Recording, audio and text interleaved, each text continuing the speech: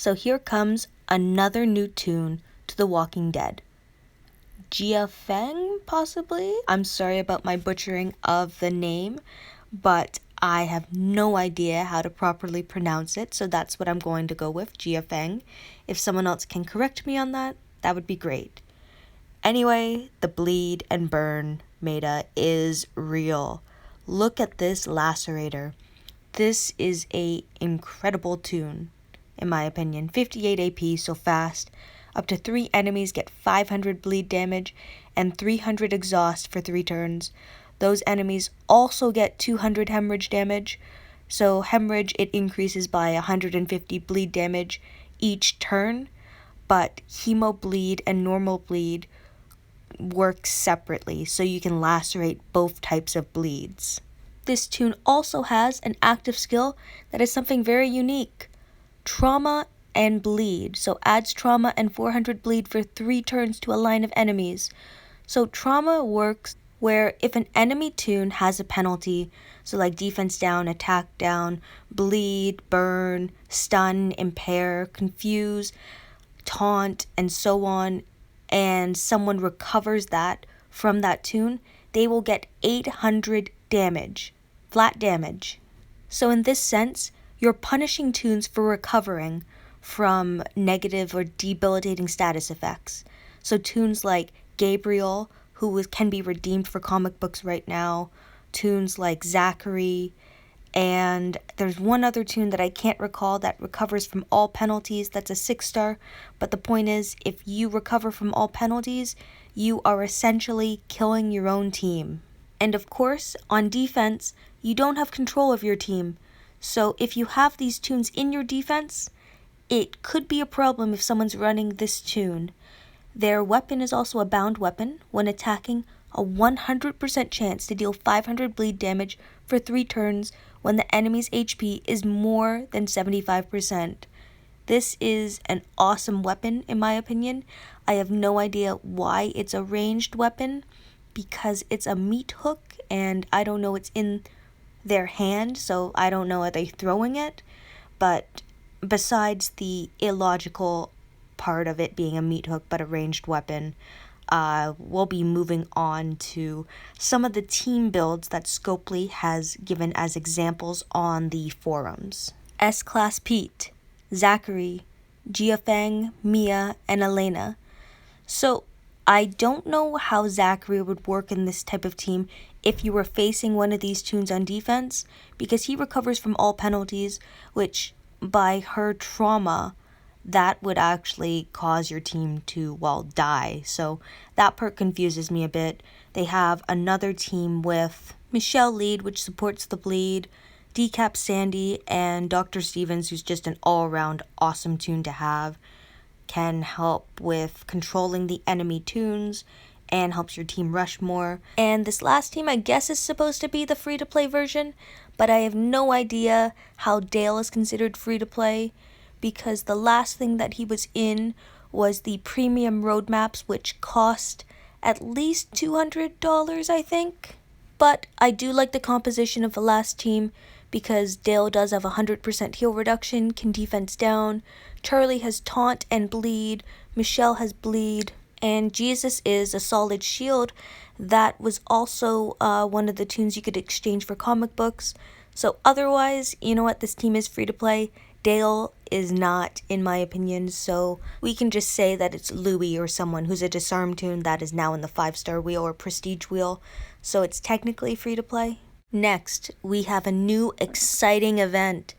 Everyone gets a free S-Class fighter, and I am very surprised, but happily surprised, that Scopely is releasing this to, well, everyone, and making it more accessible, because there is such a power gap at the moment. And yes, pay-to-play players will always have the advantage, but at least this gives free-to-play players and light spenders a fighting chance. So starting today, actually, by logging in and completing a roadmap every day, you will be able to earn a new S-Class fighter. In this event, you collect gold bricks, so 5 gold bricks from the daily login, and 5 gold bricks from a roadmap which requires world energy. I'm intrigued to know how difficult this roadmap is, to see if it's actually attainable for all players to get. And with these gold bricks, you can redeem it for an S-Class fighter choice box, and you can choose one of 2 new S-Class fighters. So it can only be redeemed once, so you have to be very careful with who you choose. There's also a collection 2 where you exchange gold bricks in exchange for knives, and these knives help you actually level up your S-Class fighter. So you need to redeem 22 knives, which is the total amount required to tier 4 your toon. So Survivors Club, you do get an additional 4 gold bricks, so this will help you complete the knives collection in order to tier up your toon faster. So I like that there is an advantage to those players.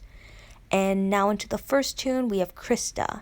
She's an alert toon, damage roll, 3,452 HP, 3,452 attack, and 3,884 defense.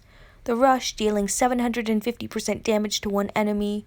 2 other characters get 50% slow and 100% heal reduction for 3 turns, and the AP is 66. Now, I really like that the 750% damage is to a single enemy, because pointed attacks are needed, especially with bide and payback toons. And the slow ability is also very useful. I found that to be very effective in the arena so far, but I'm not sure how effective I can make it with this toon, with it only being applied to 2 other random characters. So slow basically makes it more difficult for the enemy to rush, because it increases how much AP they need in order to rush. The 100% heal reduction is very useful as well, because with toons that have constant healing applications, so like Mercer, who's a tank, they can use their active skill like 30 times or something. Or Pete, who also has a healing active skill, I believe. She has a solid active skill where you can focus yourself for 3 turns, up to 2 enemies get minus 40 defense for 2 turns. It's a turn 2 active skill, and she's a waste knot toon, so I'm not exactly sure about waste knot, just because if I rush one toon and there's a payback toon adjacent, then I could end up triggering payback anyway. So that's a downside to her, in my opinion. The next toon is James, so he's a strong toon. Damage roll as well, HP 3,614, attack 3,776, and defense 3,398. So his rush, attack 2 times for 250%, total 500% to one enemy. Up to 3 enemies get 600 bleed for 3 turns. This character gains plus 50 crit for 3 turns, and an AP of 76. So I really like James. I really like bleed characters. I like the split up amount of damage by doing 2 separate attacks. That way, even if he rushes on a payback toon, he might not actually trigger it because of how low his damage output is in a single attack. But when you make 2 attacks of those amount, then he can actually do some real damage, I believe. The bleed, again, is nice for multiple turns, and it's a significant amount of bleed. 600 is a lot, especially if you lacerate it. His active skill, elusive for 3 turns and 40% AP. It's another turn 2 active skill. The cooldown, though, is 5 turns, but his specialist skill, collateral damage 2. This is a great choice, in my opinion, especially when we take a look at his rush, because by doing multiple attacks, he can collateral damage off of both of those attacks, and that's based on if he has a critical hit. So it's very likely that his second attack will get a critical hit, because as he rushes on his first attack, he'll get plus 50 crit. So then for his second attack for his rush, if he gets a critical hit, which is a higher chance because he has that plus 50 points, this collateral 2 should do 80% damage to adjacent toons. So I think James is really well put together. I really enjoy his rush and his specialist skill combined. He does have a fixed weapon where he has a better chance to gain plus 60 crit when his HP is above 50%. So I think it's now a no-brainer for myself on what toon I want, and I think he will fit in well with a couple of my teams because of how collateral damage 2 works and how it'll spread out 80% of the damage that I attack initially with. I want him to have a high crit chance, but I want his attack to be really high. So I'll probably use all my veteran rings on this toon in order to increase his stats overall. And being an S-class toon, he already has more stats than every other toon that I have. So yeah, I'm gonna go with James. And now for more information, it gives you information on how many knives you need in order to tier up your characters. And we have to remember that with S-class toons, their max level is 150. So that'll take some time to get to in order to use rings on. And it's going to take me a while as well. So I'm just going to keep saving my rings until I get to the point where I can max my James out. I know it's going to take quite a bit of time, to be honest, because he costs more gear in order to level up. There's more levels, and it's just more time. I am super excited, though, to start this event and to have a toon that might be able to actually keep up in the current meta. Let me know what toon you guys are going to be going with and why. I'm not saying Krista isn't a good toon, she just doesn't fit my playstyle as much as James does. I can run like my Disarm Lily beside him, for instance, with 3,776 attack. If I add in the leadership bonus of plus 40 attack, weapon bonus of plus 40%, a perfect attack mod set, so 650 additional attack, and say an attack mod of 550, that's 8,776 damage. That's before it goes through Scopely's like attack and defense formula, as well if there's a trade advantage and stuff like that. But 80% of that is 7,021 attacks. So it's pretty high, and that makes me excited to try out this toon eventually. And to increase my general excitement, this toon is also going to get a bit of a buff because Scopely is updating the specialist skill collateral damage.